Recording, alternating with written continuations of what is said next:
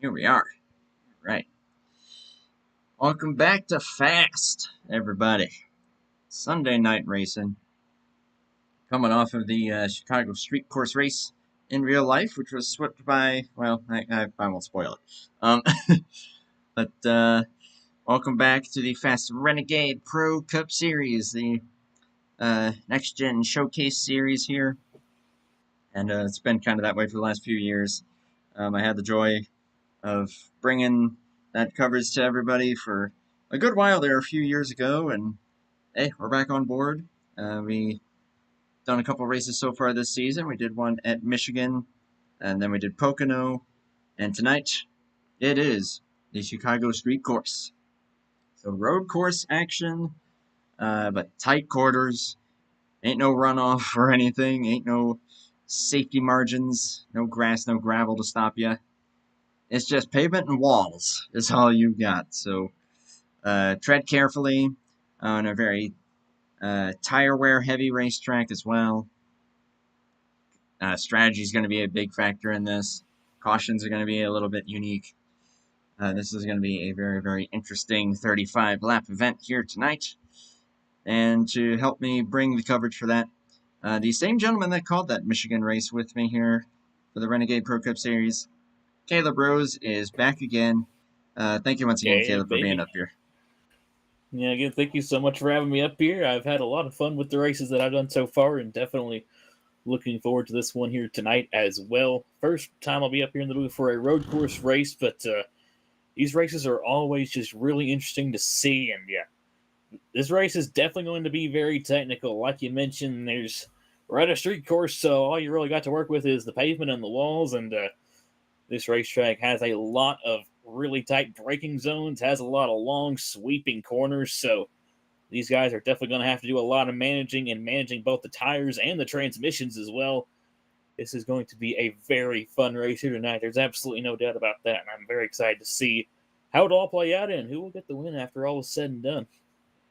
After all is said and done, we will see who the true road course ace is. Of course, Zach Rogers is in this race, and he is always very competitive at these road courses, but they are turning in their qualifying laps right now. Don't know if they get 1 or 2 laps. I know some road courses allow for 2. This one might, so I'm not going to call anything quite yet until qualifying is concluded here in about 2.5 minutes.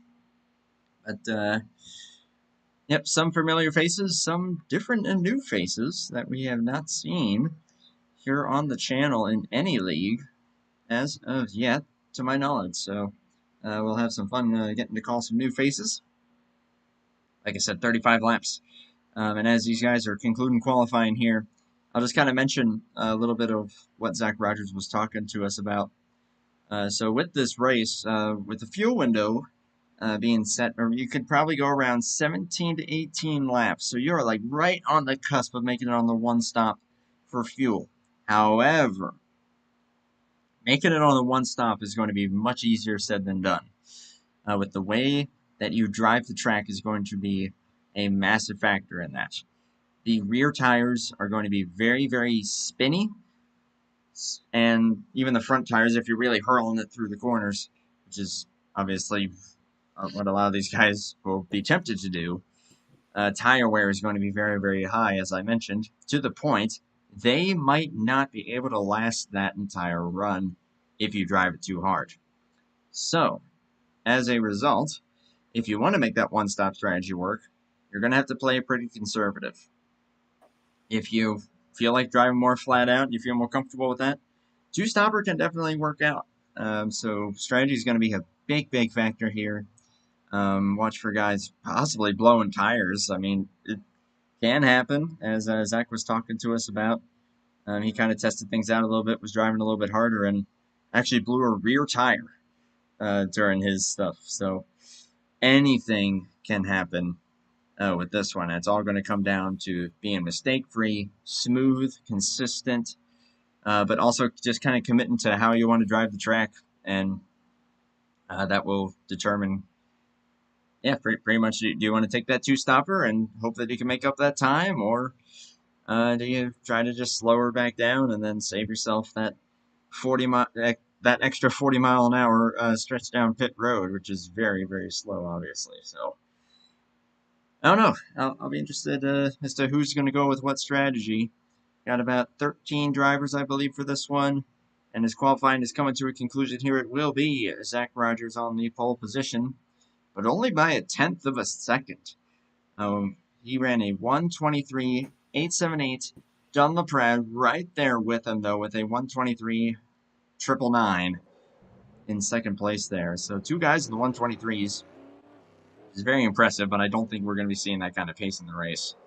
You'll probably be seeing more around the 1:25s. Maybe high 24s if these guys are going to push it a little harder. But rest of the field is stacking up as follows. Rogers and LaPrade, of course, on the front row. Jack Merkel, great to see him back out here. He'll be driving number 26, starting third. Randall Coleman, the head honcho, in fourth. Ryzen Baker in the 77. First time we've seen that driver, along with Drew Fast in sixth. And Rose Wilson and John Foreman, those are the drivers that took lap times. Also starting tonight will be Jeff Goodpaster, Tate Dorsey, Tyler Stallhood, Sierra Cooper, and Josh Moyers. Josh Moyers, once again, trying to go from the back to the front.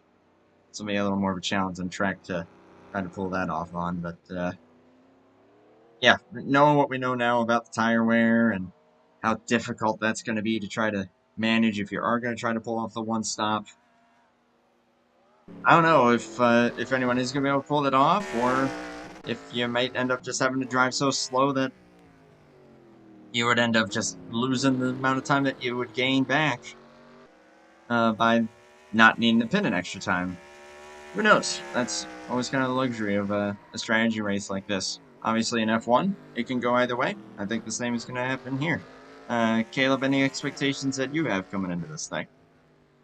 Yeah, like I kind of mentioned, I'm definitely expecting a lot of interesting strategy going to be at play here today. Like I mentioned, could definitely see some two stoppers in play, but it'll be interesting to see if anyone does elect to try and go the distance. It's going to be a big risk versus reward balance. Of course, if you try to stretch it out, you'll have to go a lot slower on the racetrack, or you will run the risk at potentially blowing out your tires. But if you do decide to come in more, it allows you to be a lot harder on the tires, but at the same time, you lose all that time coming into the pit lane. So I'm definitely intrigued to see what kind of strategy everyone will pull tonight. We'll have to see if we maybe see any difference in strategy. We'll have to see, but that's what honestly makes races like these so exciting. Oh, no doubt about it. And also, yeah, just the fact that all we got are walls. Some runoff area, of course, if you really miss your braking zone that badly. But ultimately, we may see some guys in the tires. And moderate damage, that is the last place you want to be. Those tires will eat up your car as if you merge into another car that's lagged into you. And can easily destroy your engine or anything else in a hurry. Oh, So yeah. watch out for those. Yeah, those tire barriers are... They are not friendly. No, they are about as evil can be. Almost as evil can evil. How many times can I say evil? Like I said, Zach Rogers on the pole, definitely the favorite here.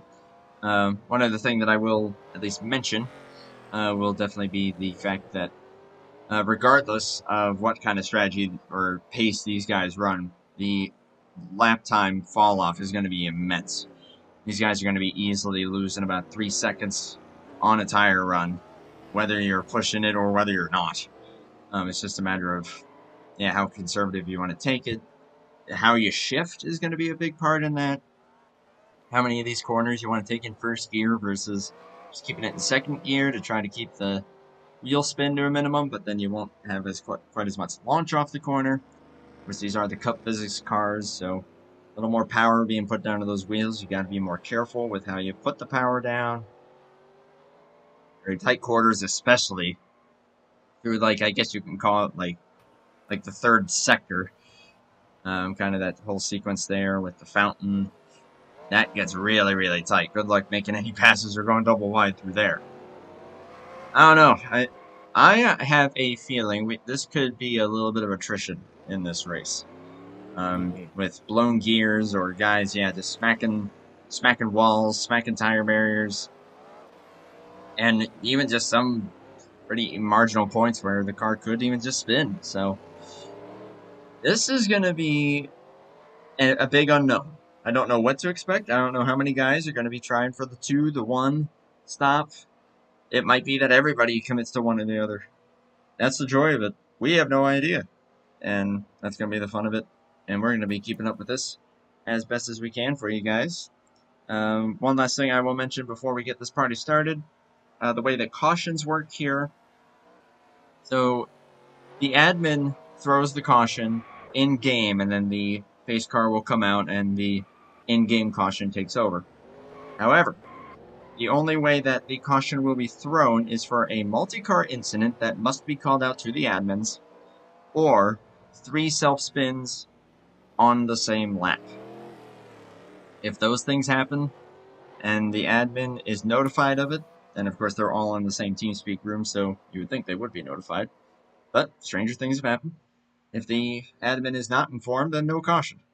If the admin is informed, the command will be put in-game caution will be thrown, and the field will stack up behind the pace car. Final thing then, or final thing, I think I just said that a moment ago.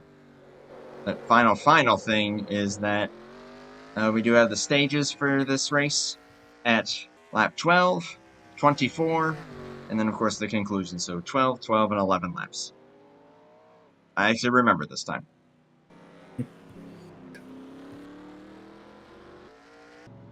Oh boy. Caleb, this is going to be a wild, wild show in here in the Windy City. Absolutely. I want to thank anyone that is tuning in, including It's Fez there in the chat a little bit earlier, said it's race time, and it is indeed race time. We're clicking down the final few seconds of happy hour, and then these guys will grit it up and get ready to go racing here at the Chicago Street Course. We'll be on Tuesday heading to the Oval at Hobo for Chicagoland. So be sure to tune in for that one. Then we'll be back in a couple weeks' time for the next race that we'll be bringing for this league. If I recall correctly, that would be Indianapolis on July, was it 20th? I might have to double check that because, uh-oh, that might not work. But anyways, field is lining up and getting ready to get this party started. Oh, actually, I should get on and off track. Let me do that quick. Caleb, if you want to do the same. Yep.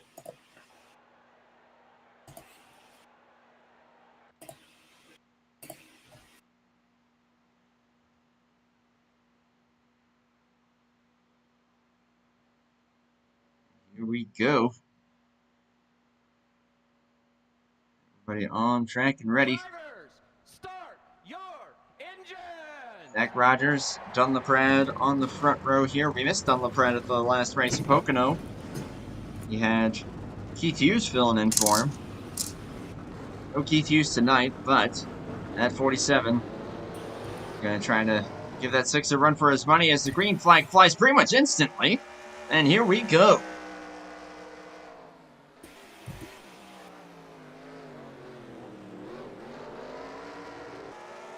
There's that power down. You see some tires spin. These guys leaning on that suspension. Already 1 or 2 into the wall there. That's going to be another popular spot that these guys might be smacking the wall there. Is off of turn 2. Oh, yeah. There's the full throttle kink there. Turn 3. Oh, Ricky Coleman! Just like that. Lap 1 overcooks it. And he's toast. He's not getting out of there. And the tire barriers have claimed its first victim. Man, what a tough break. Just like Randall that. Coleman. Wow. Running in, I believe he was 4th, just behind Jack. Oh my goodness. And that's how easily it bites you. So we go through the fountain section. Everyone already getting pretty well spread out here. They're wrecking in the fountain section. Whoa, boy. Yeah, that's a bunch of guys around, including Goodpaster and Dorsey. Won't be surprised if that might be a yellow flag. They are not throwing it quite yet.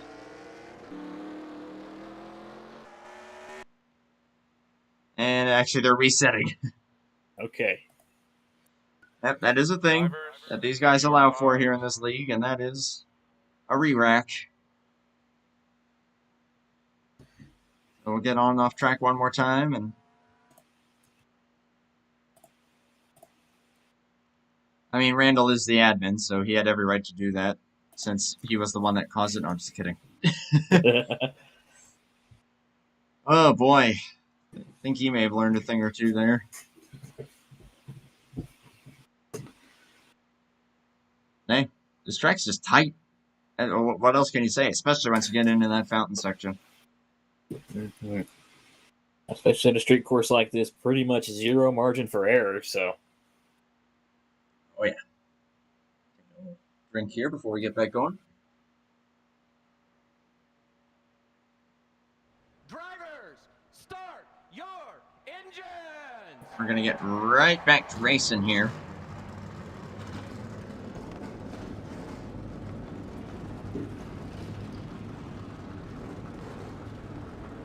Yeah, that's pretty much the restart zone right there before the final corner. I'm just noticing that, so that's why the green's instantly flying.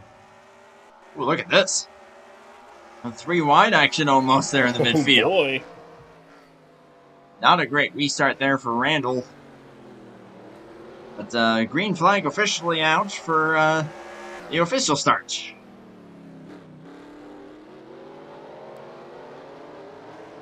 He's kind of smacking that wall there again. That's going to be a fairly common sight.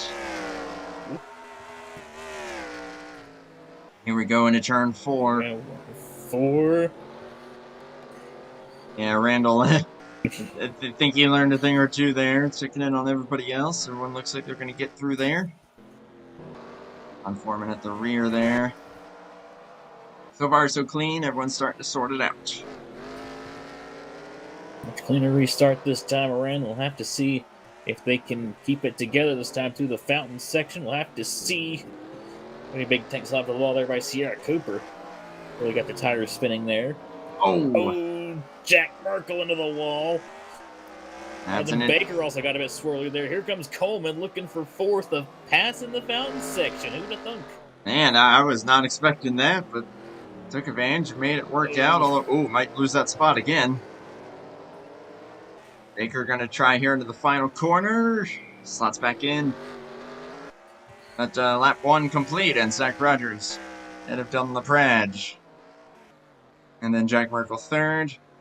Coleman and Baker, your top 5 at the moment. And so far, everybody keeping it in a straight line, and so far so good as far as I can tell. And it looks like that is indeed the case for all 13 runners. You know, a lot of tire smoke there going through the first couple of corners.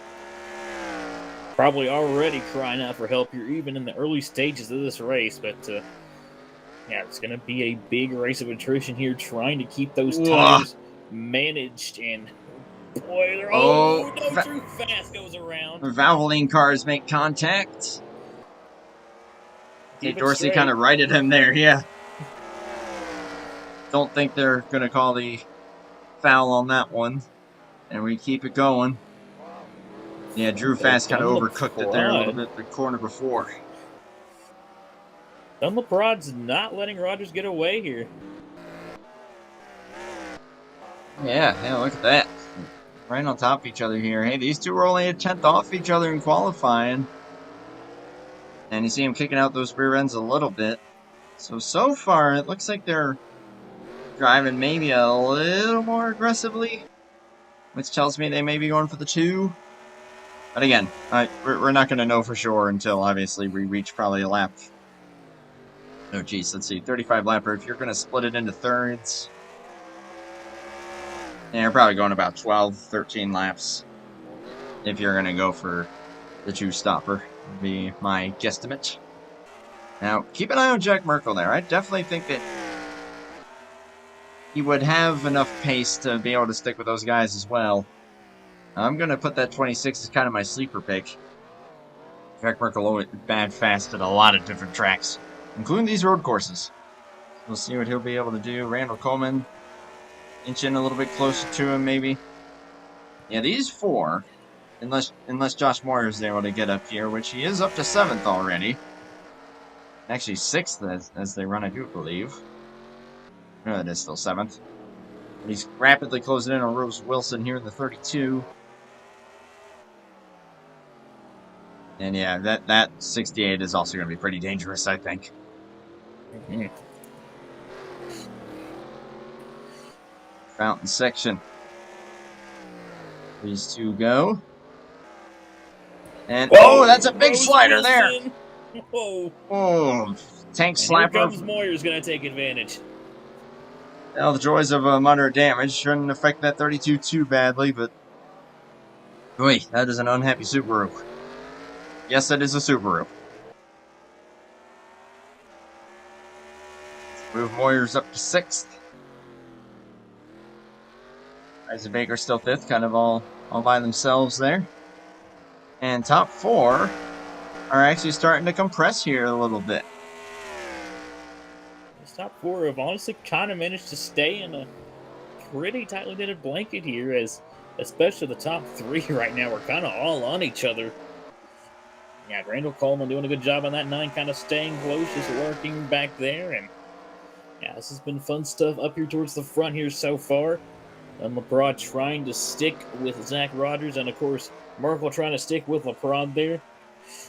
Did some great racing up here towards the front, and honestly, I wouldn't be surprised if we maybe see some switching, but Merkel catches the wall there. Oh, early turn in there. That's easy to do. But kept her straight. Donlon really lighten up those tires. Oh, and now he just did the same thing there. Turned in a little early and caught the wall on the inside. For stock cars, this might as well be Monaco, if I'm being real. That's about how snug it feels. Obviously, this track's a lot wider, and, you know, you can actually race and pass here. That was totally not a dig. Actually, who am I kidding? Yes, it was. But yeah, I fully anticipate... Ooh, a lot of tire smoke back here. Not sure what's going on. Oh, my goodness. Oh, John Former with a flat tire. That, actually, that's not I was flat, gonna that's say, a damaged axle. yeah, that thing's killed. I saw Tyler Stallhood also bring her down pit road. He might have caught the tire barrier. Yeah, that's, ooh. Not sure what they're going to be able to do about that.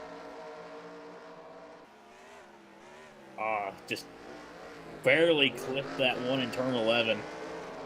And that completely just obliterated that left front. Obliterated? That's a new word. Uh-oh, Sierra Cooper facing the wrong way. Trying to get it back going here. Trying to find them there. There we are. Oh, we got another one with a tire down and into the tire barrier. That's Jeff Goodpaster. He just called it a night. Man. You think this track's abrasive? Oh, here we go, 2nd. Uh-oh. Jack Merkel into turn 1 on Dunlop as the inside lane. Dunn fends him off, though, for the time being.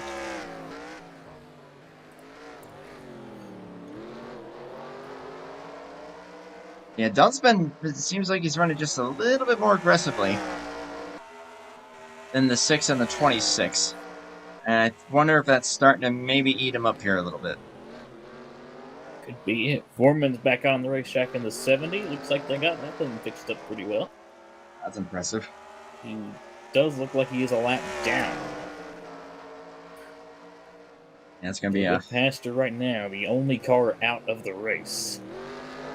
Tough day for the 70 and the 33. The New World Order. Well, I'm trying to rapidly think of a WCW joke on the fly, but it's not working. I'll come back to that one. Jack's still all over the back end of this 47, but they're holding pretty much in a stalemate at the moment. Randall Coleman still just eyeing those guys right now. Ooh, almost a little bumper there. Sierra Cooper has parked it, and they are out of the race, I think. So another car out is the 94. Oh, Two and Drew retirees. Fast is around, and we are under caution. Ooh, yellow has been thrown. All right. So caution will stack everybody up. And now we'll be able to have a few looks at some of what has transpired here on this run. First, let's see what brought out this yellow flag. And Drew Fast. Oh, the Valvoline cars find each other again. Uh-oh. They had a moment earlier. Tate Dorsey kind of ran wide there. Drew Fast took advantage. Oh! And then hit the inside wall going into the fountain section. Kind of went around himself, but then had a little bit of help there from the 96. Looks like that's what prompted them to say, yep, that's a multi. I'm going to take a quick look at whatever happened to Jeff Goodpaster, if he just lost a tire or what happened. Because I know he had something down, whether it was the... Oh my goodness. He had a big moment earlier. This is about 2 laps ago. And he tried to make a move through that kink. And actually got into the 94, and that's what blew his tire. And then, yeah, there's that moment there for the 94. And Jeff now trying to nurse it back on a flat. We'll end up finding the tire barrier right here. And called it right then and there.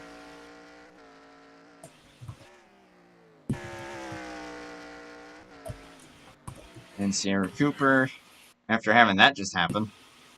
And yeah, kind of bouncing around everywhere. Yeah, it looks like that was just a voluntary. Yeah, I'm done for the night kind of deal. It could have been. Wow. Very chaotic last couple of laps there, and I bet you a lot of that was just down to tire wear and these guys losing grip and getting very, very slidey. Ooh, actually, you know what? Yep, okay. Give another point to the tire barriers.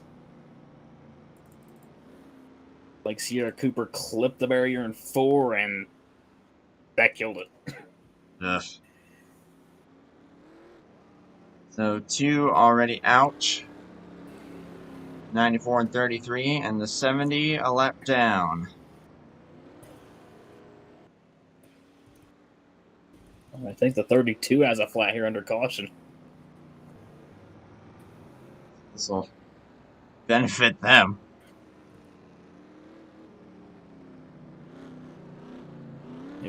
Very chaotic start to this one.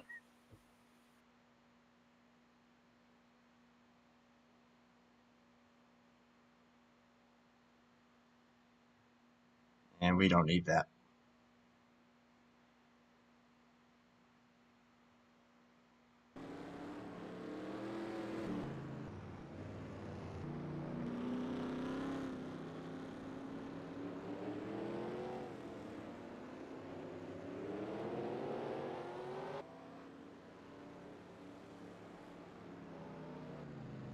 Oh. Based on the tire wear, I am not surprised to see everybody come down pit road here.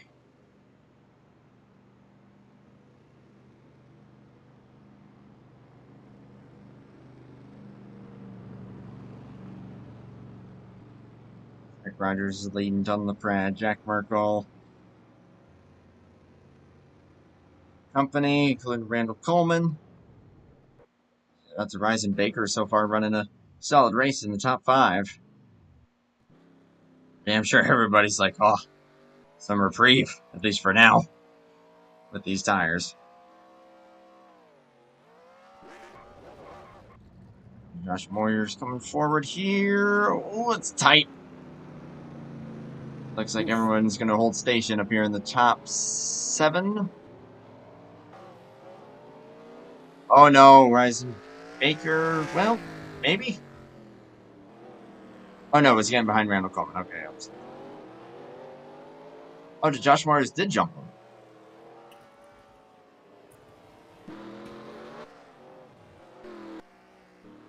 You know what? I think Or did Dunlop Pred? I'm gonna look at this again. Yeah, let me see. Rogers. I swear, it looked like everybody stayed stationed. Let's watch this again. Oh wow. Oh, if it's I'm did, guessing it's the red line. Oh my goodness.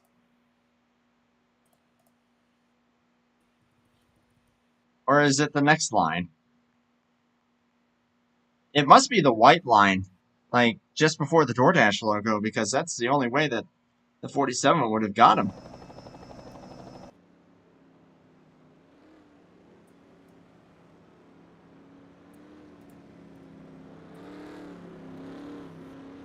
Well then, already.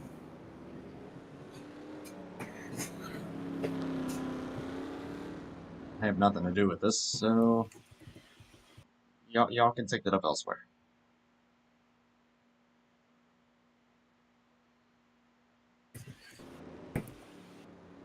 Looks like we're going green this time by. Lights are out on the pace car. And we have a new leader out front. On the Prad, Zach Rogers now going to be following.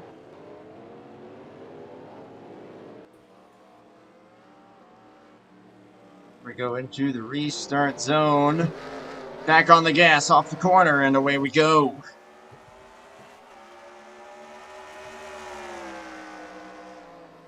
Into turn 1. And Randall Coleman trying to make something happen here. 32. Oh, got some contact there. Stall Hood, and I believe that was Drew Fast. Kept it relatively straight. Oh, through the full speed kink. Oh, into the wall. Done. Oh, here we go. Hard braking. Rogers back to the point. Oh, Moyers.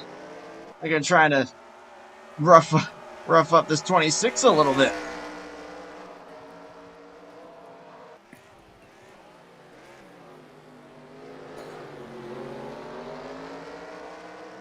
Wow. Randall Coleman looking at that going, hey, yo, this is getting awfully dicey. Speaking of dicey, oh, 77 trying to file in line.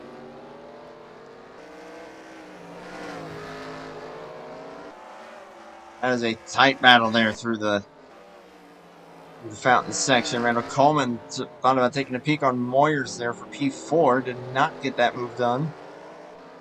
But familiar territory for this number 6. Back out to the front. That was an absolutely fabulous restart by Zach Rogers, going back to the race lead in a honestly great side-by-side battle there with Dunlop Prod. You got the 23 Jack Merkel there in the 3rd position. Randall Coleman just got past the 68 there, Joshua Moyers, for the 4th position. So that 9 car looking to make his way back up here through the field. Rising Baker going at it with Rose Wilson. Wilson caught the inside wall there. That could open up the door here for Tate Dorsey in the 96. And there goes the 96. Take that position. As Tyler Stallhood seems to be having some kind of a problem. So, don't know if just about lost the back end there off that turn 2 there. But manages to keep it straight. Top 3 now under a blanket. Josh Moyers. I think with what I saw there out of turn 1, I think just opted to try and just let the 9 by, try and save his stuff. I'm sure all these guys are learning as we go along. Ooh, hang on a second. You know what? What's up? Oh, Tyler Stallhood does not have 2nd gear. Oh, dear. The gear gods have bit one of these drivers already. It was bound to happen. All top 5 under a blanket here, pretty much. As we are real condensed up here. We're pretty much at the end of this first stage here.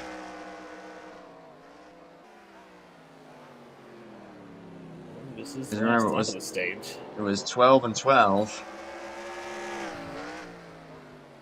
At the conclusion of this lap, stage points will be awarded. And Zach Rogers is looking to win yet another stage.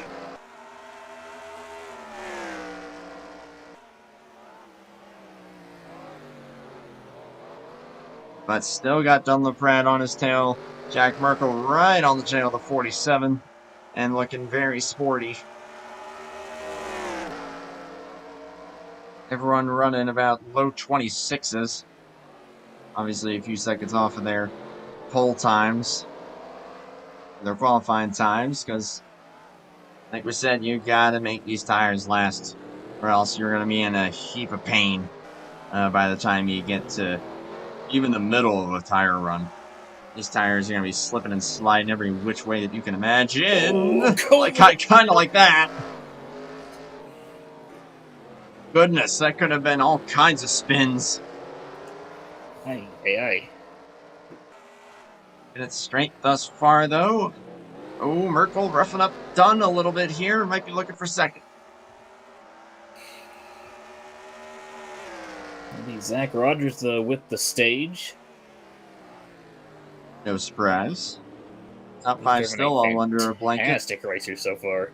Isaac Baker is currently P6 ahead of Tate Dorsey. You got to go a little ways back to the 32.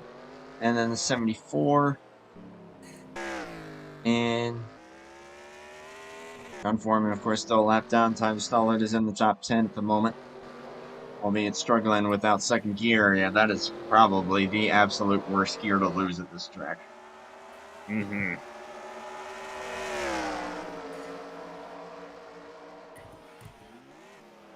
Jack making Dunn think about it there. Did not go for it quite yet. Everyone's still right on top of each other, just trying to make these tires last. Since they pitted on, I believe it was lap 7 or 8, right in that ballpark. Let's see, if you go a full fuel run of the 17 to 18 laps, you're still going to have to pit again. So at this point, I think that these guys are pretty much committing themselves to 2 more stops here.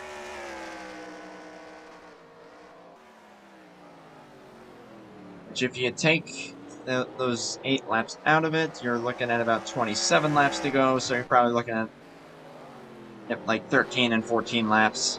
So you still got to try to keep these tires under you so that you don't risk anything crazy happening.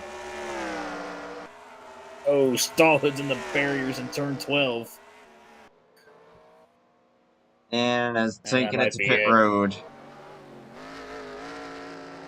It's been a really tough race there for that number 7.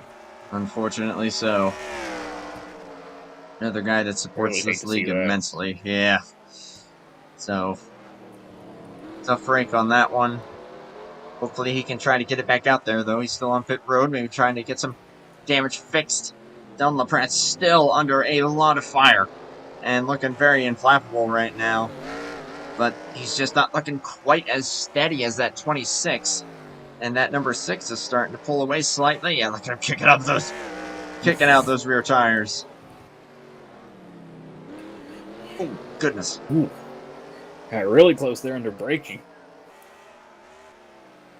Jack's doing a great job of keeping with him and being aggressive. At the same time, it doesn't look like he's sliding quite as much as the 47 is. I almost said 74 because that's what I'm used to calling him.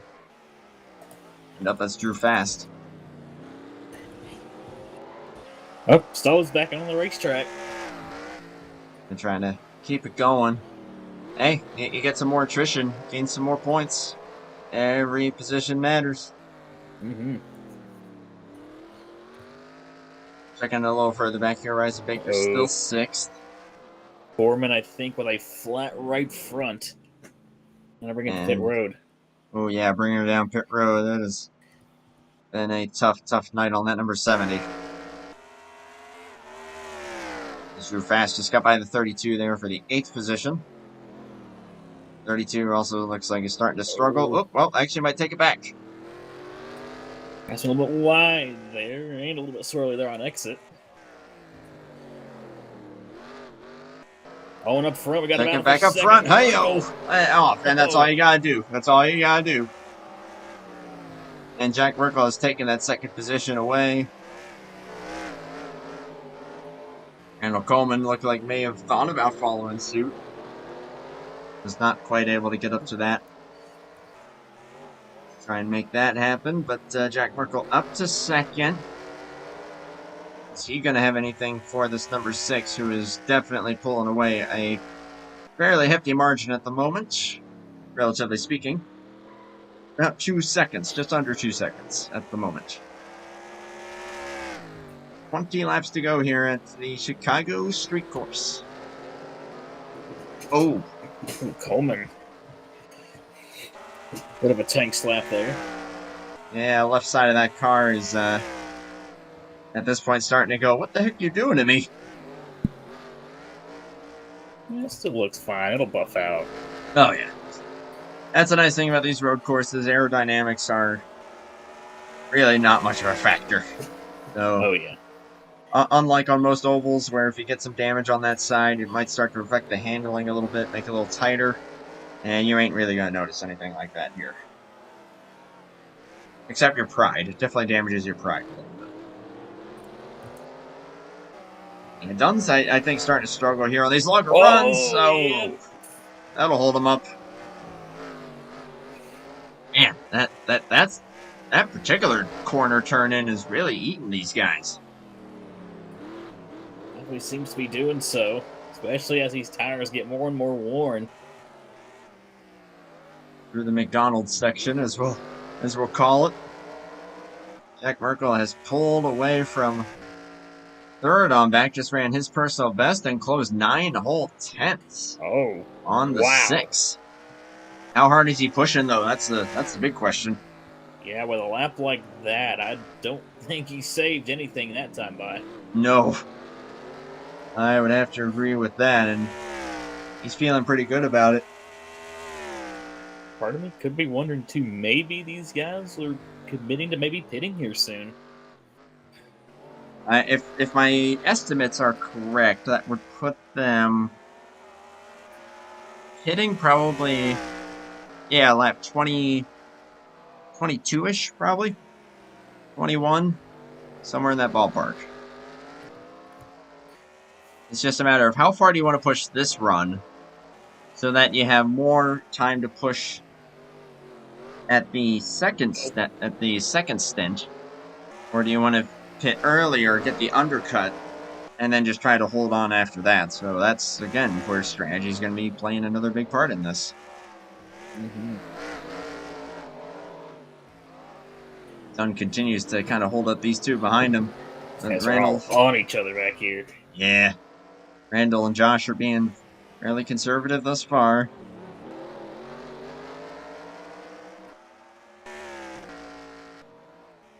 The gap closes once again. 2 tenths there. Zach, though, is being just inconsistent. He ran 26.0s those last 2 laps. That's very consistent. Jack Merkel's definitely putting the power down much harder. And is closing, but again, one thing to catch, it's another thing to pass, and don't know how hardcore he's going to be trying for that quite yet. Still keep my eye on John LaPrade and these guys with him, Randall and Josh. And right now, Randall's not hounding him too much. I mean, he's hounding him enough that it's like, hey, I'm here. But at the same time, not quite going for anything super bold. And probably for that same reason of just trying to get these tires to last as long as he can within a certain point.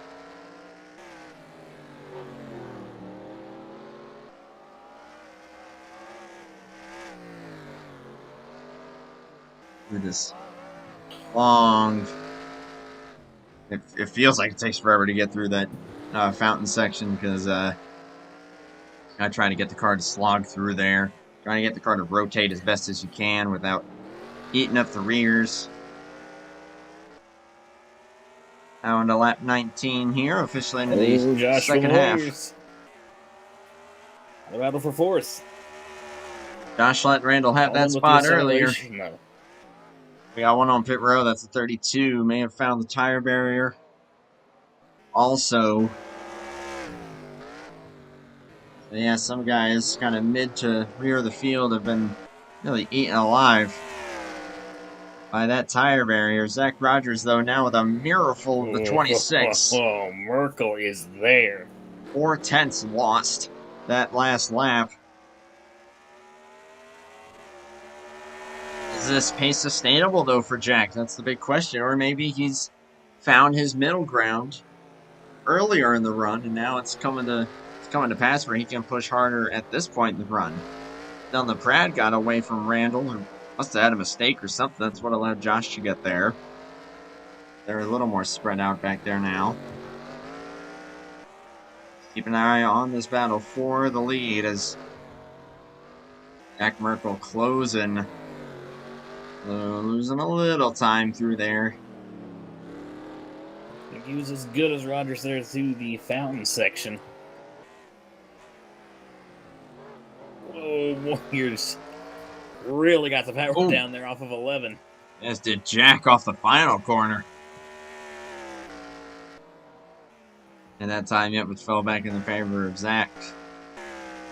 Everyone kind of running all over the place as far as lap time goes.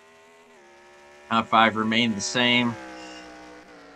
Eisen Baker just all by their lonesome. But running 6th, though, and doing a very solid job. You go back to, it's John Foreman, who I believe is still a lap down. Is on the same lap as the 70, though. St. Dorsey is 7th. There's Stallhood. Drew Fast 8th.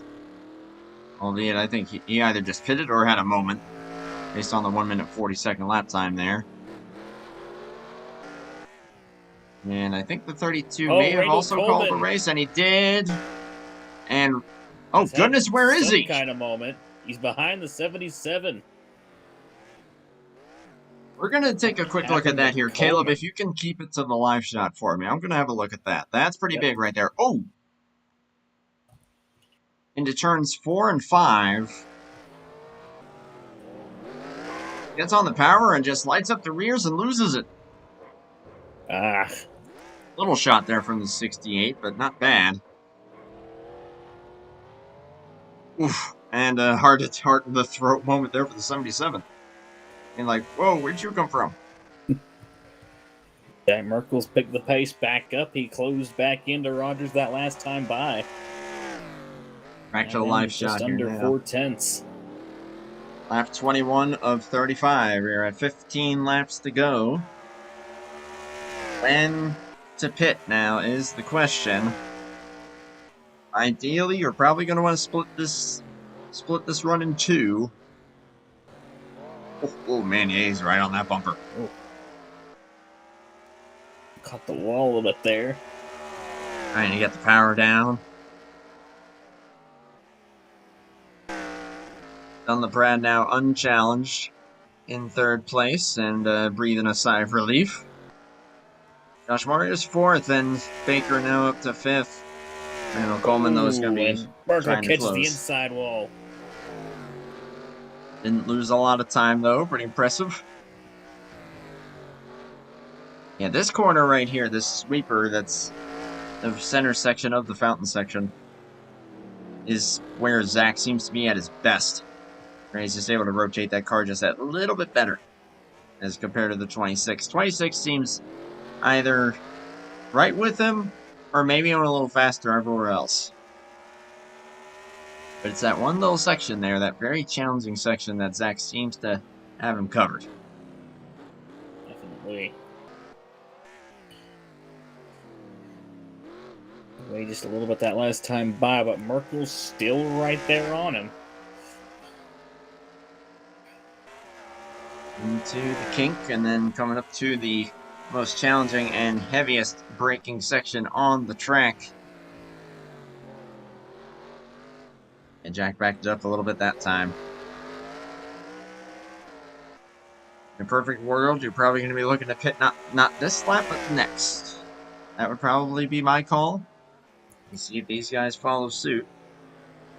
Dorsey in the pits from the 7th position. He'll probably ate up those tires a little bit more than he wanted. He's going to get some fresh ones on there. Maybe, but still, though, that could be the domino that starts this whole pit cycle up. And time will tell. Let's see if... Oh, my goodness, Jack! Sideways! Hang on to it, brother. Awesome job holding on to it, though. He's still almost losing it. Hey, he's almost to the end of his stint here. He might as well, right? Yeah, those rear tires are probably shot on that 26. He is slipping and sliding all over this racetrack. He's doing a great job so far at keeping that car still under control. Lost a little bit of ground that last time by because of it, but not too much. But he is still sliding that thing around. And like I said, those rear tires are probably screaming out for help at this point. Yeah, they want off of this ride. I don't think they're going to be on this ride much longer, which is the good news. Oh, as they come through turns 4 and 5 once again. Oh, Moyers is in the pits. So pitting a lap sooner. Big news. See if he could undercut a little bit. Maybe try to eat into the gap between him and the 70 or 47. Gosh darn it, I did it again. But this has got to be the money lap for these two up here at the front.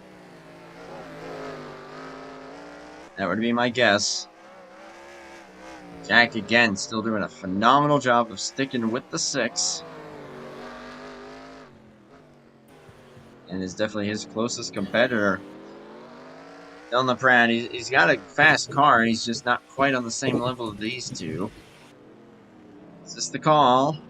And here we go. Ooh. Merkel is in. Merkel's in. Zach stays out.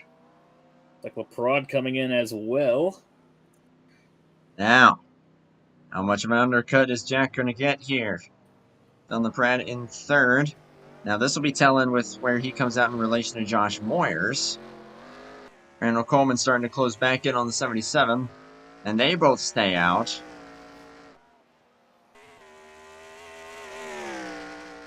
Zach Rogers, I'm sure, is going to try to lay down a decent lap here. Try and reduce the effect of that undercut as much as he can. And then he'll gain it right back with the fresher tires. 12 laps to go here. And strategy is on at this point. Merkel is out. He comes out ahead of the 7 Tyler Stolid. And oh my! Comes out side by side. Joshua Moyers might jump him here. Just barely did. Oh, that's big. Possible podium place. But now the advantage will be for the 74, even though it's only 1 lap. With how much tire wear there is at this track, that could be a difference maker. We'll see. But Tyler, or excuse me, who was I just talking about? Donlon Pratt did seem to be struggling on the longer runs. As yet, Rogers is in. Where will Jack emerge in relation? Jack entering the fountain section.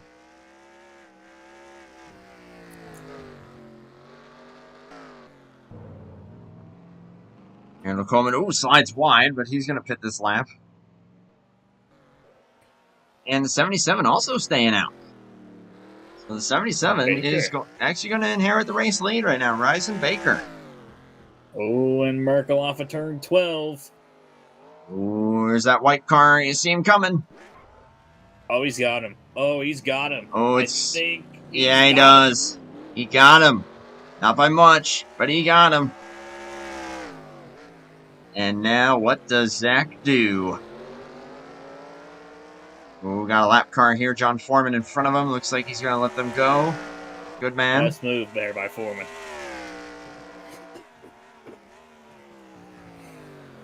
Oh, boy. This will be for the net race lead.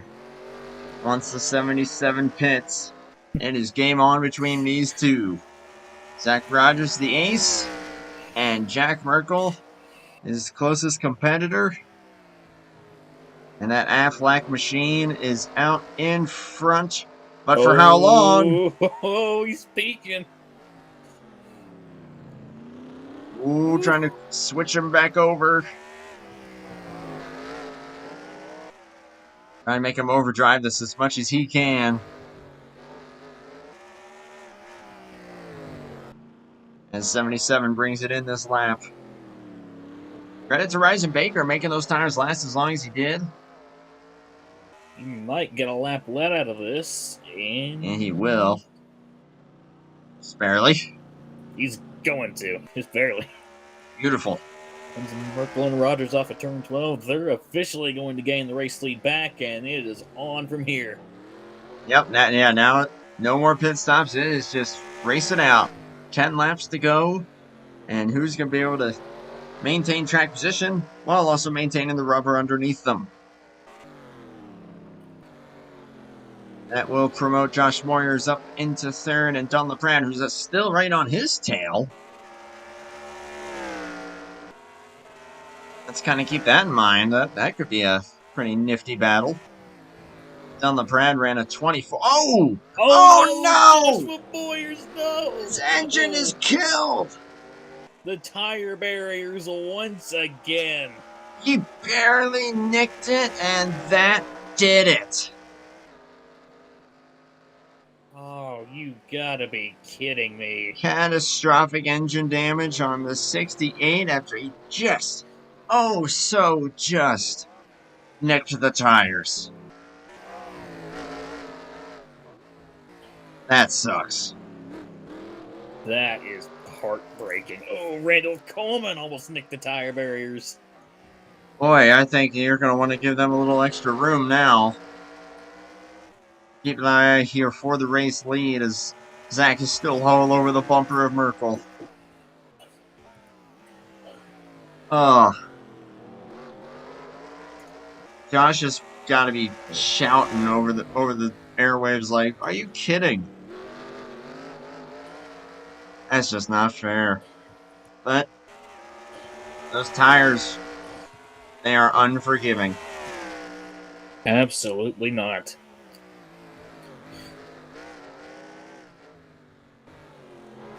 Oof, Zach's still all over the bumper of that Aflac machine. Are going at it up here. They're throwing the cars into the corners. They're slamming off the walls. These two are absolutely going at it 110% right now. And it's just these two. Don LePrand is securely in third at the moment, all by his lonesome. And gap is 9 seconds, and he's got like 20 seconds all but on that number 9, and it is officially a done deal for that 68. It is listed as an overheating issue, so the radiator clearly got destroyed. And race is over for the 68. Ah, man. From third place.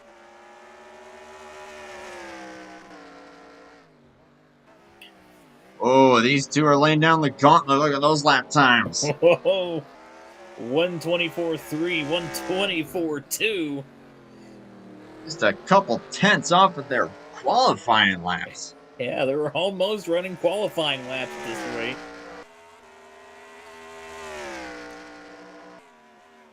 Jack opens up the gap a little bit.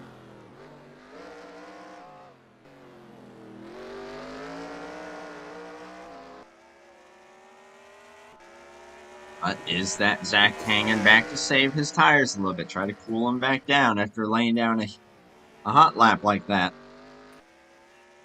Don LePrand in third, and Chip just got to hope to be mistake-free, and he's got that in the bag. There's no caution, of course. Randall Coleman fourth after undercutting the 77. But the 77 is going to be on fresher tires.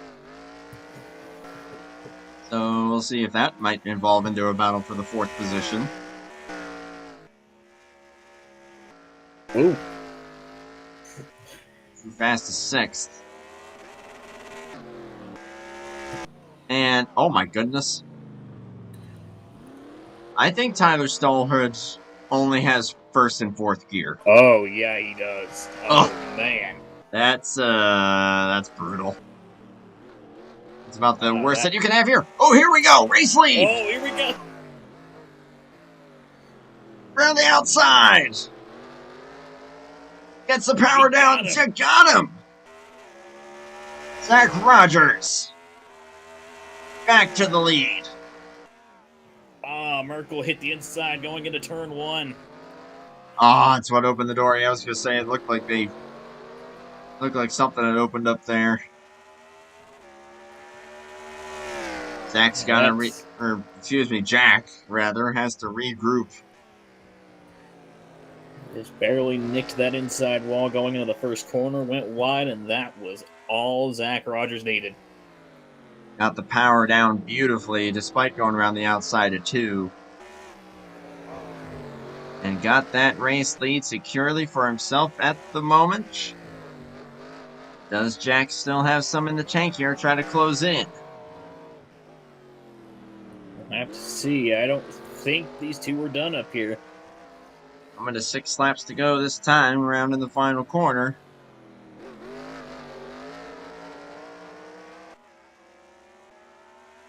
And if Jack can keep those tires under him, see if he may have any kind of a chance. He's laying down the power there. Look at him leaning on that suspension. He's pushing that thing to the absolute max. Both our top 2 are pushing the cars to the limits right now. This time about to be 5 laps to go. Time is running out and patience running thin. This is setting up to be a good finish here from Chicago. An awesome battle between these two all race long once we went back green from the first and only caution of the race. Zach is probably hoping no cautions at this point. Jack's still with him. Still lurking in those tire tracks. But do remember this. Zach's tires are a lap newer. Oh, that was a slide. Not the best entry into the fountain. Well, that cost him quite a bit. I wonder if that 1 lap difference might be the game changer. I know that sounds silly, but at a track like this, I absolutely could see it. With how fast these tires can wear out, that pretty much gives Zach Rogers a whole nother push lap. E10's quicker there. Was that lap?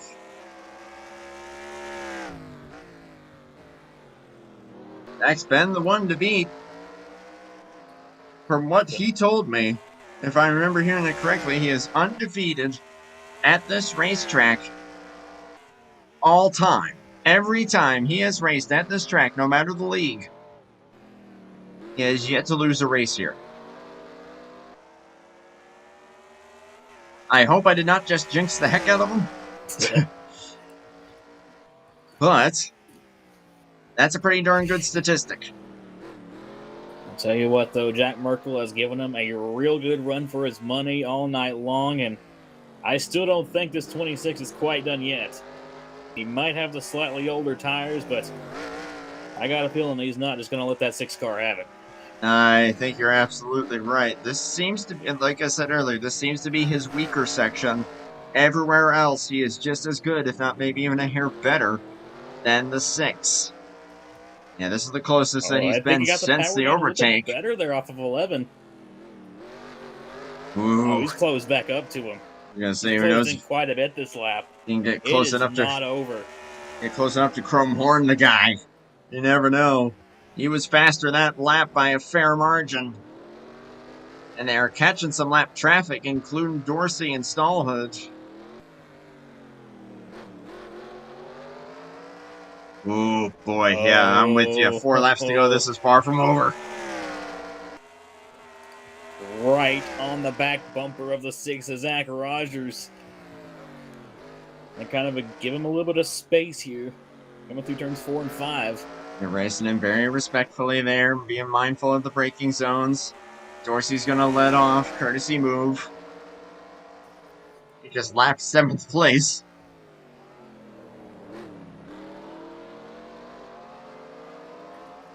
Jack's doing a great job of getting to those apexes beautifully. Power down, and here we go back through the fountain, the trickiest section on the track. And we will take 3 laps to go this time by. Throwing it through there. Zach Rogers is just so good there to that fountain section. Oh, Whoa. Merkel. Kicking it out. And here we go, 3 laps left. Time difference this time, I think give it to Zach Rogers by only a skosh. Yeah, a couple more tenths. Where does he saw at the moment? But man, I'm impressed. I am very impressed by both those guys. As, uh-oh. Something may have happened to the 77. I appear to have lost him. 77 has lost the clutch. And another transmission issue here. That is an engine failure. Ooh, Rogers 77. kind of missed the apex. Oh! To the outside! Jack is there. 7 gives them room. Oh, he puts him in the wall! SVG style! Oh, man. Uh-oh, the chrome horns have come out. Oh, I don't know how happy Jack's gonna be about that. Oh, the 6 into the wall. Oh, the 26 into the wall. I was gonna say on the inside. Oh, he took that corner beautifully. Chrome horns are out. Coming to 2 to go. The gloves are off. The chrome horns are out. It is go time. Zach's got to go. You don't want that to happen again. Oh boy, hard racing here. Hard classic stock car racing. You love it. Gotta love it. Coming into the kink here, turn 3. And Jack is still right with him. No lap traffic ahead for a while. These two should be good to go. Both guys into the wall there a little bit. And Jack a little harder. Nah, they're driving good. They're driving good. Oh, that was a lockup out of Zach Rod. They both went wide. Boy, that could have been a big moment for Jack to gain some time. Instead, he kind of made the same mistake. And through the section there where Zach tends to have the advantage. White flag will be out this time. Still not over. Jack is giving him a heck of a run for his money. Got beside him once. Chrome horns came out, and the 6 put him in the wall. The white flag here at Chicago. Does Jack Merkel have one last gasp in that Aflac Ford?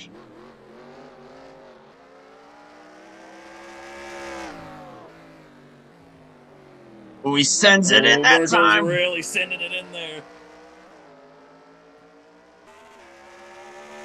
The hardest braking zone on the track coming up here. What does Jack do with it? Both guys send it pretty hard. Oh, look out! Car upside down! Right in front of them. Does not impact them that much, though. 74 trying to get out of the way. And will do so. My goodness, what drama here in these last couple laps. He's going to the inside. He's going to get there. He locks it. He's into the wall. Sending it in a bit too hard. We'll see if he might have one more shot at him. He's still within striking distance. These are he's not. Gonna have to get through this carousel well. I was gonna say these are not the best places to overtake. Oh, he's in the inside wall. That he's brushing the wall. I think it's over now. Through the final 2 corners. Golly, did I think that Zach Rogers... I knew I knew he was the favorite. I did not think it would quite be this dramatic. But he has done it once again. Zach Rogers continues his Chicago dominance. What a race.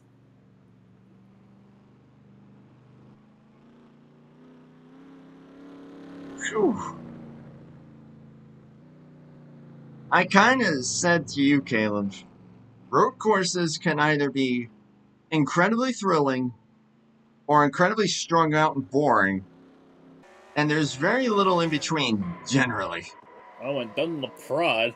Speaking of which, limps it home for third with a flat tire. He got he Just got barely third. got it over Randall Coleman. Coleman fourth. And I would have to agree with what Smallish just said right there. That was some of the best 5 laps of road course racing I've seen in a long, long time. Yeah, that was absolutely incredible. And huge, huge props to Jack Merkel. A ton of speed in that 26. I am amazed at his ability to push as aggressively as he did. And he was keeping right there with Zach Rogers. And I hype up Zach all the time, but I genuinely mean it when I say that I think that in the modern day, in this year, 2025, Zach Rogers is probably the best road course racer in NR2003 Online. And I don't say that lightly, because you got some big dogs in that group. I do genuinely believe that Zach is the best. To have Jack Merkel right there with him, well, I guess you could say Jack's one of the best too. And those two were just hammer down. You still Absolutely awesome. Still definitely got to give credit where credit is due. Jack gave Rogers a really good run for his money there. Almost got him, just barely came up short. But both Rogers and Merkel both were absolutely on fire tonight. An incredible job out of both those guys. And gave us one of the most spectacular battles that I've personally ever seen here in NR Online. That was a lot of fun, and that was a spectacular race. Absolutely phenomenal stuff from two guys that have raced each other for a long time as well.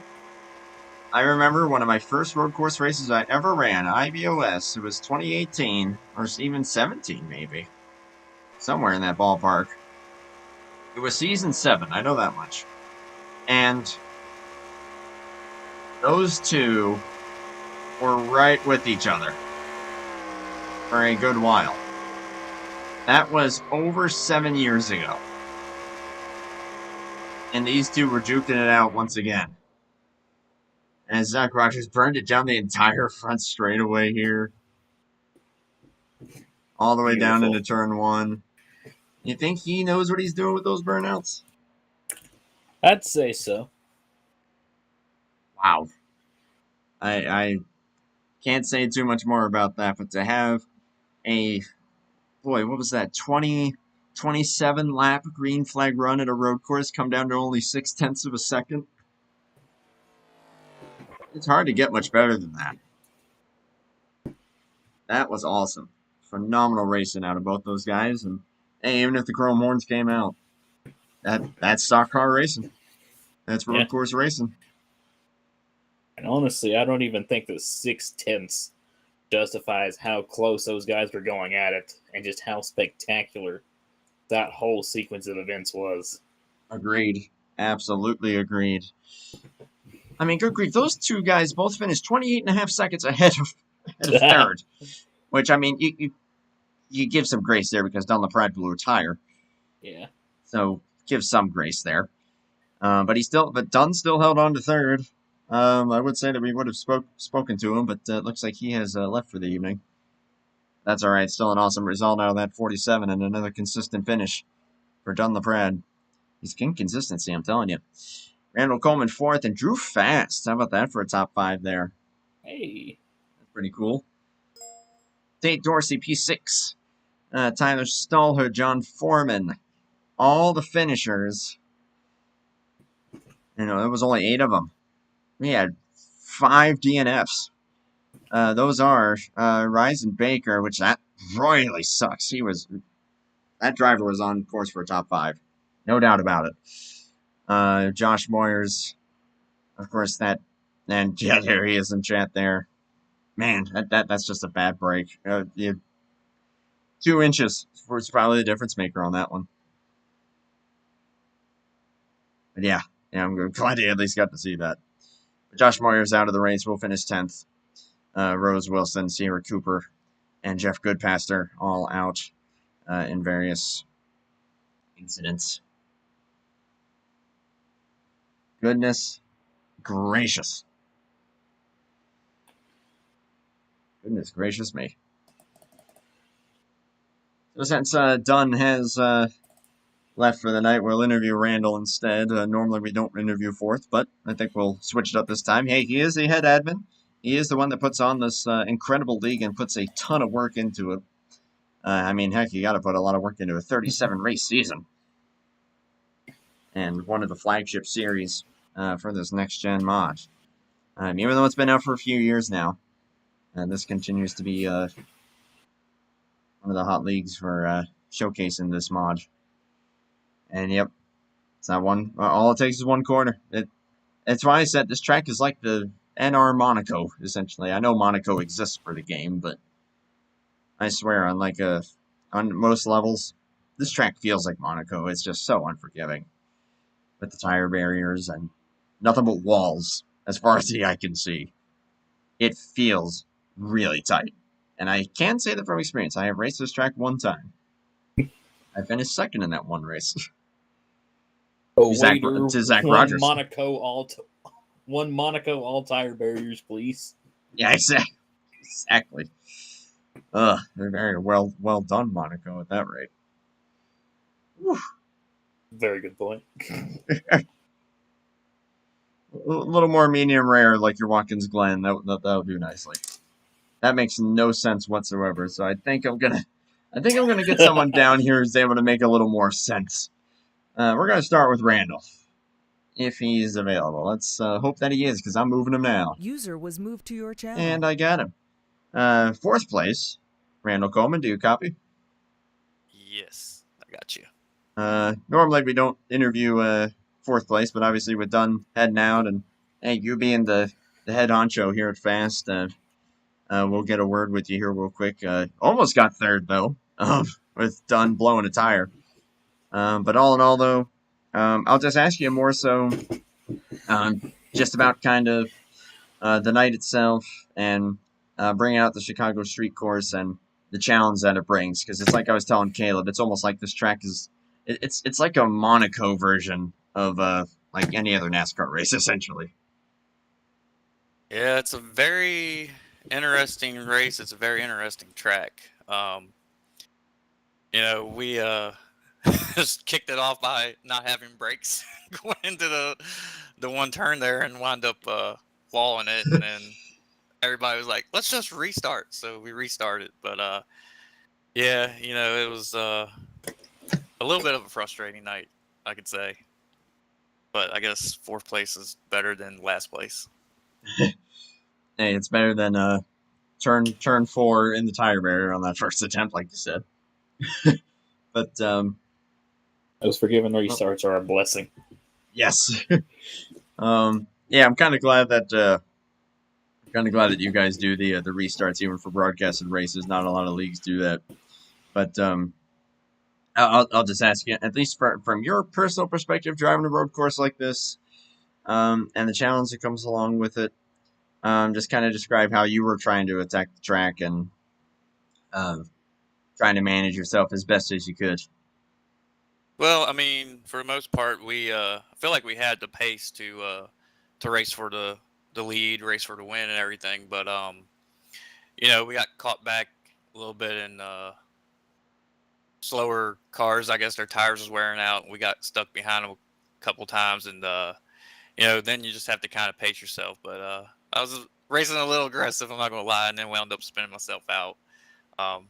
Then Josh got me spun back around, but still the rebound, come back and get 4th. It was a good race. Like I said, I feel like there at one point we could have cleared the 47, we could probably had something for the 6 and the 26, and could have been a very interesting race.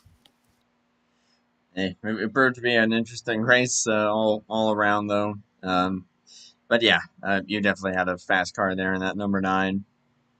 Obviously, a couple things didn't quite go in favor there, but all in all, still an excellent result, an excellent finish, and a very, very fast car, which is always something to be proud of. I'll turn it over to Caleb if you got any questions or anything for Mr. Coleman. Not really. That kind of crosses my mind, but I'd say you drove a great race today, and yeah, really got close to third there at the end. Definitely could have seen that was kind of exhilarating, seeing yourself kind of close in to Dunlop at a pretty quickly right there in the closing laps. But just overall, a fantastic race from you here tonight, and honestly, just thank you so much for everything that you do here for this league. Yeah, absolutely. Love having the people that we have here race every week, in and out. It's really good to have some good drivers out here racing. We got no road course coming up next week, I believe. That's also going to be a very good race, I believe. Zach's going to probably be the guy to beat, but we got some people out here who will show up and give him a run for his money. So, that's always exciting. So, very excited for some of the stuff we got coming up in the next couple weeks. Hey, Jack gave him one heck of a run for his money tonight, so that might be encouraging. But awesome stuff, though, dude. Great race. And hey, fourth is fourth, but hey, almost third. Still an awesome car there for you in that number 9. Before I let you go, though, closing thoughts, shout-outs, some words about the league. Read it whatever you want, man. The floor is yours. See, like I said, I like to thank everybody that comes out to these races every week with us. We had some numbers drop down, and it looks like some of the numbers are starting to pick back up again. Since summer is here, people are more likely to race and everything. So, couldn't be more happy enough to have those people come out and race with us each week. Gotta say thanks to all my sponsors. Thanks to my girlfriend. She's probably over here in the other room listening to me talk right now. Probably kind of laughing at me, but she probably heard me cussing tonight, so sorry about that. But all in all, great night, great win for Zach, great win for the team. Fortunately, I'm tired of him racking up all them playoff points. I want some of them myself. Hey, hopefully for some of these upcoming races, we might be able to see you in victory lane here. But hey, still an awesome race and a good finish for you, regardless. And hey, best of luck going forward here. I know we got a couple more races that we'll be streaming here, so looking forward to continuing covering you guys. It's great to be back over here. Yeah, absolutely, and that's another thing too. Thanks for coming out here and doing it. I know Zach brought you all in, kind of told me about it and everything. So I appreciate you all coming out here and doing these races throughout the summer here, and looking forward to going back and watching it and listening to the excitement and everything, and looking forward to the next couple. Hey, I'm in. Awesome stuff. Looking forward to seeing what you can do for those broadcasted races. Best of luck going forward. Hopefully we'll get to talk to you again. All right. Thanks, guys. Right on, brother. User was moved out of your channel. Randall Coleman, almost third, end up fourth. But the head guy here, always worth showing him some love with the amount of work that he puts into all this stuff. All right, now we get to our top 2. I think that these are going to be some interesting talks to have, and we're going to start with the runner-up. User was moved to your channel. And we are starting with the number 26, Jack Merkel. Just making sure, Jack, do you copy? Yep, gotcha. Right on, man. Holy cow. What a battle between you and Zach there that I think that may have been one of the most thrilling battles I've seen on a road course in a hot minute. At least from a spectator standpoint. I'll just ask you, once that final pit stop happened and that full final run, just talk me through it, man. What was going through your mind, how you were driving it. Yeah, just all the deets. Well, honestly, I didn't expect it to go like that because Zach and Dunn were about a second faster than me for their fastest laps. So I was just gonna ride around in third and just kind of hope I could bring it home in third and just have a good point stay. But after about 4 or 5 laps, I noticed that Dunn started backing up to me, and then I was kind of staying even with Rogers and kind of figured that I guess me being just a little bit slower, I was saving my tires a little bit better, so I would have a good run after a few laps on them. And so kind of just kept that in the back of my mind and knew that if I could be up there, I would need to save my tires and have a little bit of a longer run for me to have any chance at it.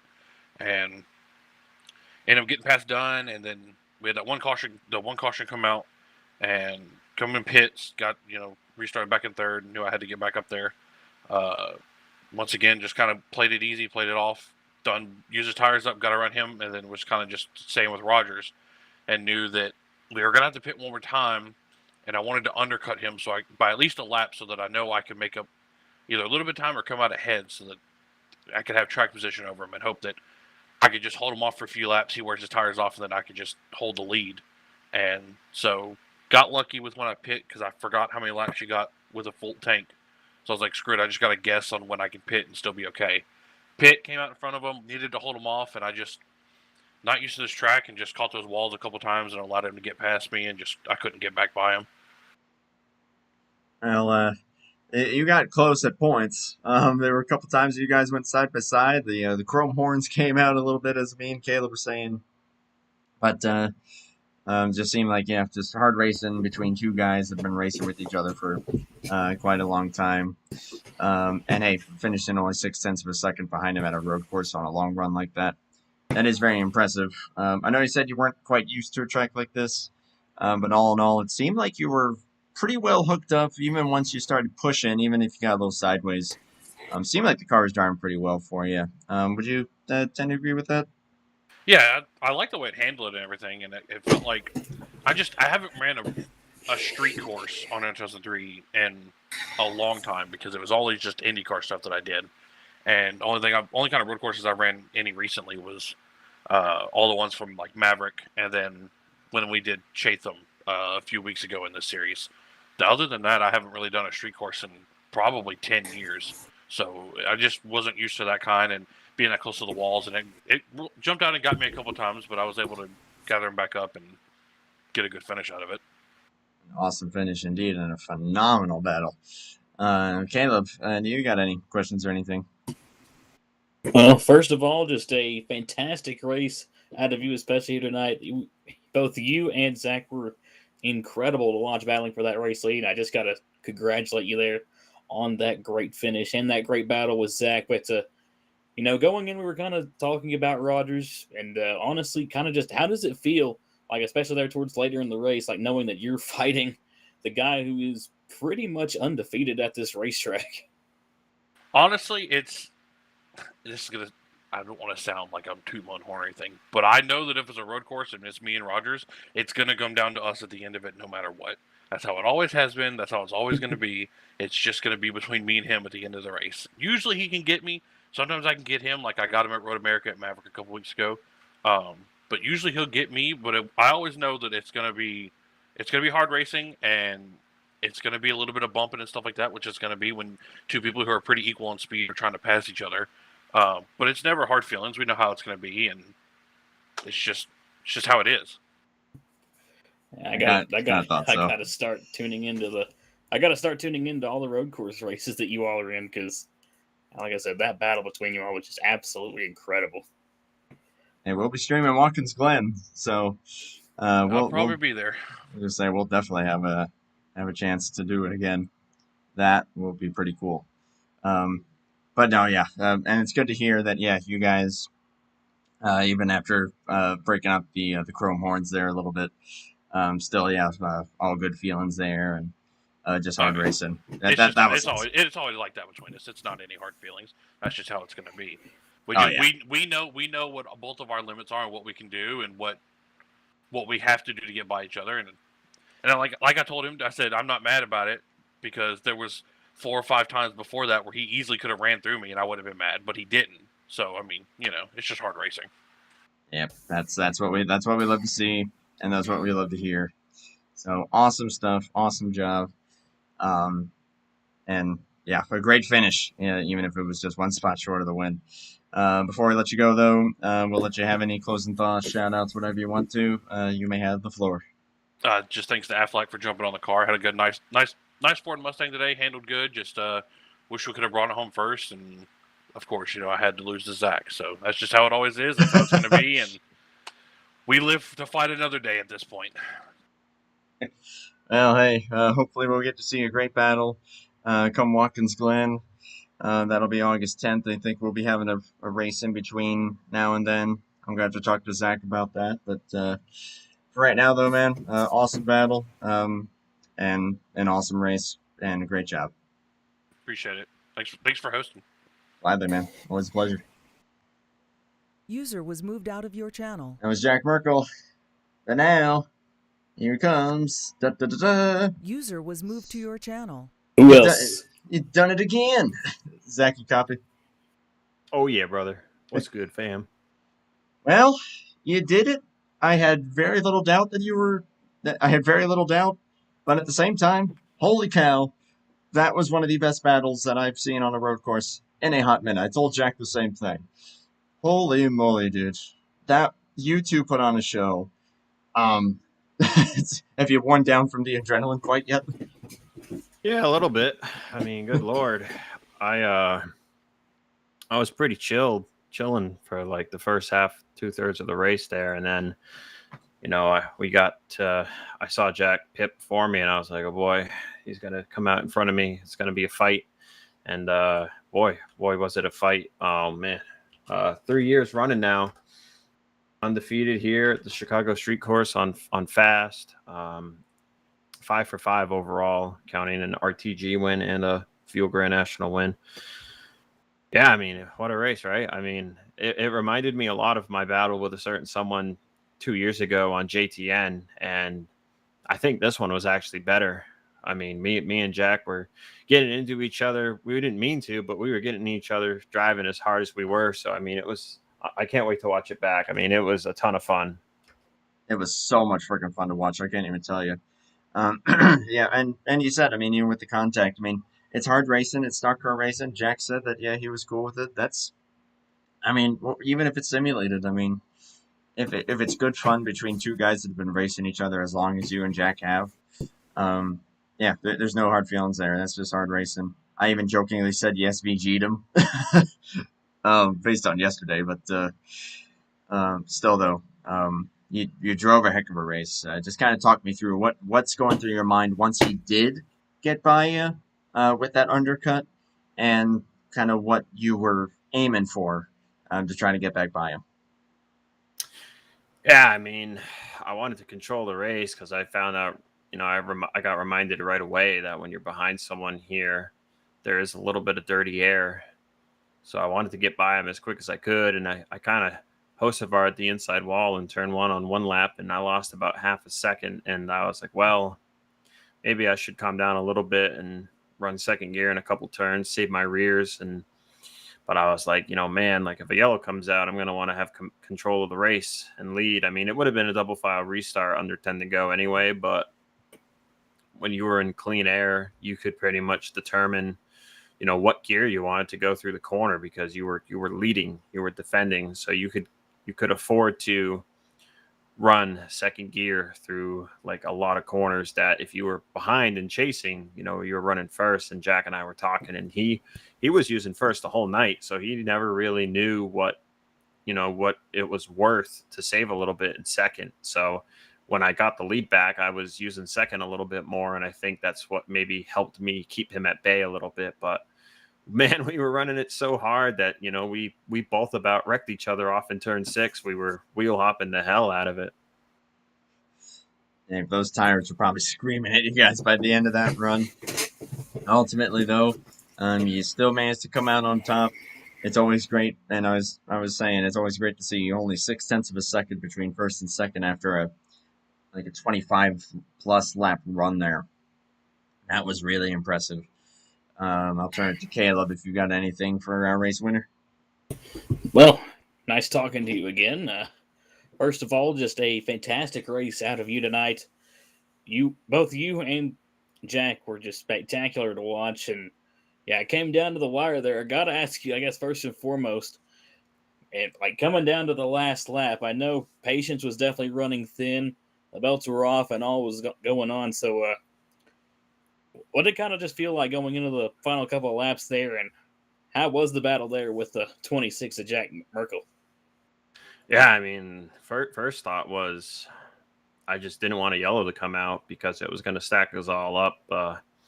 You know, they weren't there at the end, but Dunn, Randall, and Josh, you know, I think Josh crashed out, but Dunn and Randall, they had plenty good short run pace. I think Randall spun and kind of hurt his pace, but I think Randall was good enough to compete with me and Jack. He just couldn't get by Dunn, and you know, kind of just got stuck in a bad spot from what I heard. I haven't seen the replay, so I don't really want to comment on it. But yeah, I just didn't want a yellow.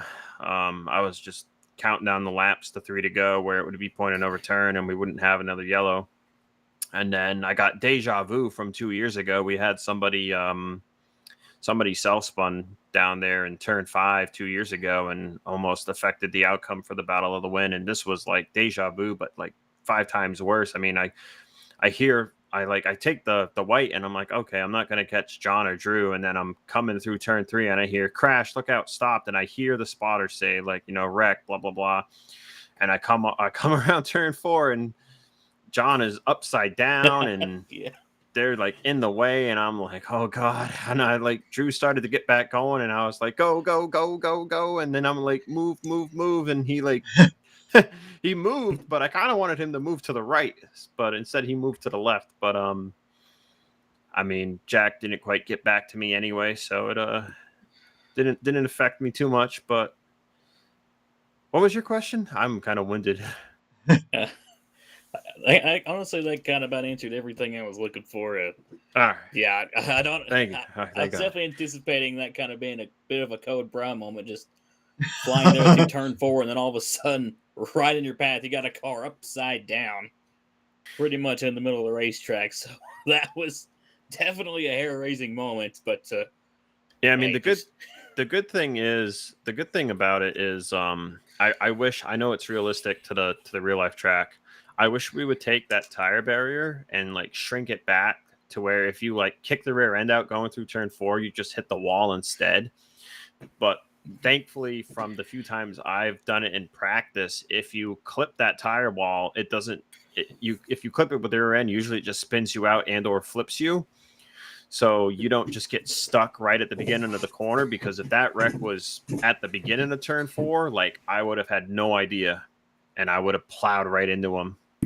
Because you're on the brakes and you're trail braking it into turn 4 while you're downshifting, so you have to be on it with both feet on the pedals and holding the wheel steady, or you can loop it there, especially at the end there when the tires was like driving on ice. And you know what? It's actually that same tire barrier that Josh Moyers barely clipped, and it killed his engine. So yeah, I don't know how many you saw. I know Josh clipped it. I know Ryzen clipped one. I think Rose screwed up somewhere. I mean, missed those.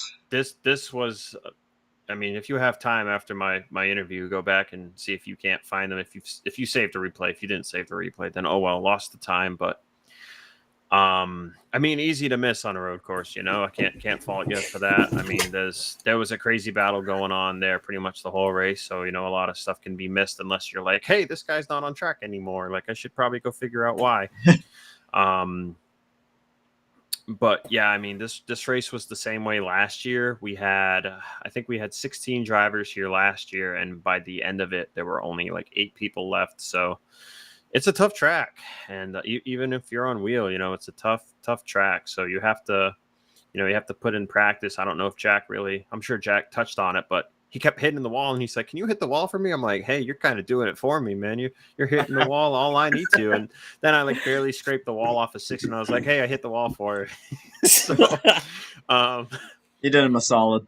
But yeah, I mean, the first year we ran this track, I was like, please release it early so I can practice, because I had known from running a race at Detroit Belle Isle, I think the winter before, I knew that you kind of have to get used to the fact that your limit is a wall and not a rumble strip.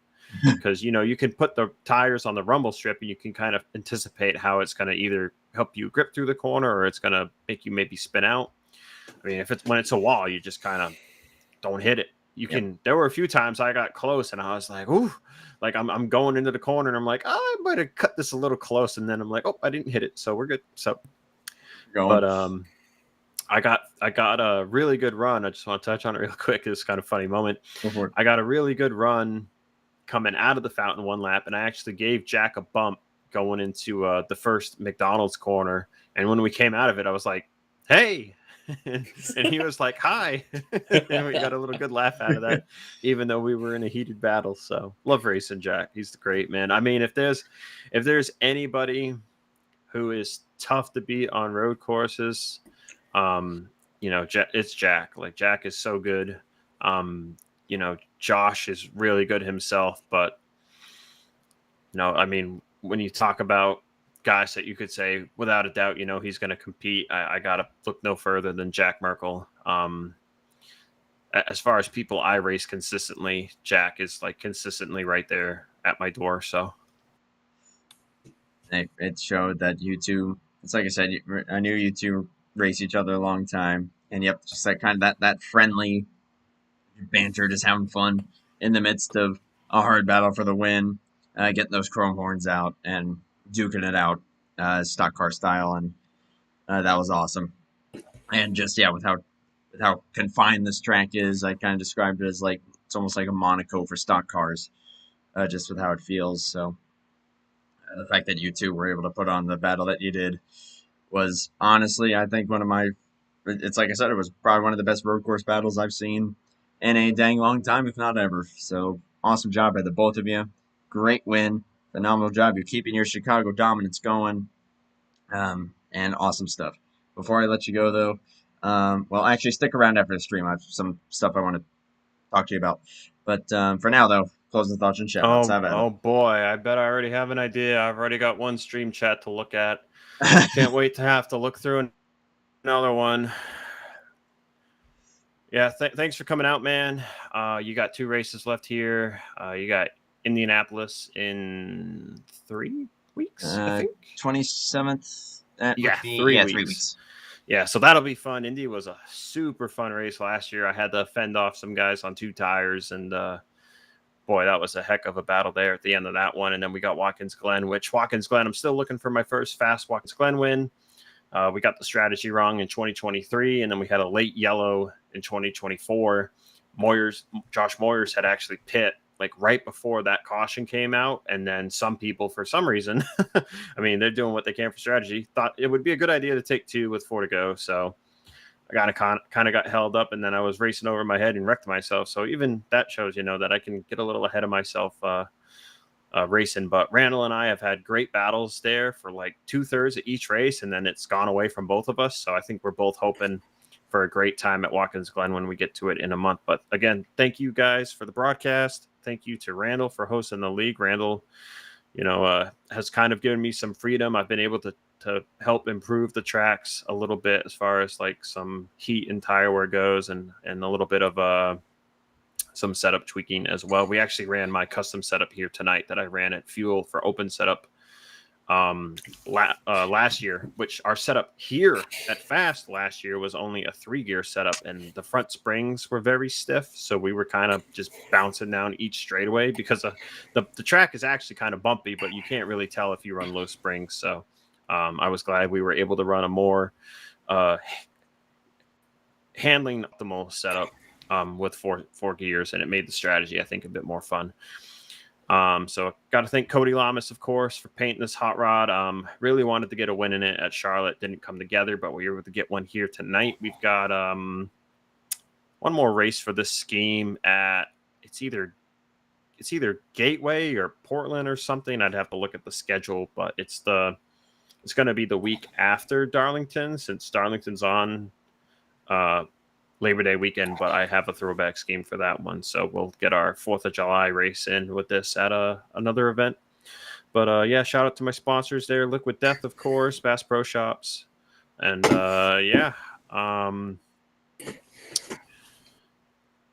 I love racing on NR2003, but when drama you're not involved in creeps in, it's kind of annoying. So that's all I'm really going to say on that on broadcast, and I'll keep the rest of my opinions to myself. I think I know what you're talking about, but we'll get there. For right now, though, awesome win, phenomenal battle. Thank you. Also for pretty much putting on these streams. It is so much fun, and it's great to be back here at Fast and getting to show what you guys are able to do. But great stuff, man. Great stuff by both you and Jack. Yep. Oh, and that was a fixed setup win 198, so 2 to go. And this was also my 75th fixed setup win in the number 6, so a little bit of a milestone there. So yeah, this guy's good. Love my stats. I know it's probably a bit big-headed, but I love my stats. You have every right to be big-headed when you're that good. Great stuff, man. We'll talk to you here in a moment. Caleb, I'm going to turn it over to you here for any closing thoughts before we wrap this thing up. What a race that we got to see from Chicago. Holy User moly. left your channel. Yeah, that was just full stop. A spectacular race from start to finish. Had a lot of great battles going on in the earlier stages of the race, and even after everything was said and done, had an absolutely spectacular battle between both Jack Merkel and Zach Rogers. A battle for the ages, I'd say, honestly. That was just so much fun to watch, and had just a fantastic race with a lot of great action and a lot of great strategy also in play here from the Chicago Street Course. That was a lot of fun to watch. And it was a lot of fun having you up here once again, dude. Thank you as always. Thank you. We'll go ahead and wrap up this deal for right now. Upcoming races, Chicagoland for Hobo on Tuesday. And then, next fast race will be the 27th from Indianapolis. Definitely going to want to check that one out. That Indianapolis always puts on a pretty thrilling show as well. So tune in 3 weeks for that. Tune in 2 days for our continuing Tuesday night Hobo Cup Series action. Again, congrats to Zach Rogers. And, hey, that was awesome. And, hey, we're just here to enjoy some good hard racing. Nothing more than that. That's all I'm going to say. Thank you, everyone, once again. And we will see you, hopefully, on Tuesday. Until then, stay cool. Take care. Bye for now.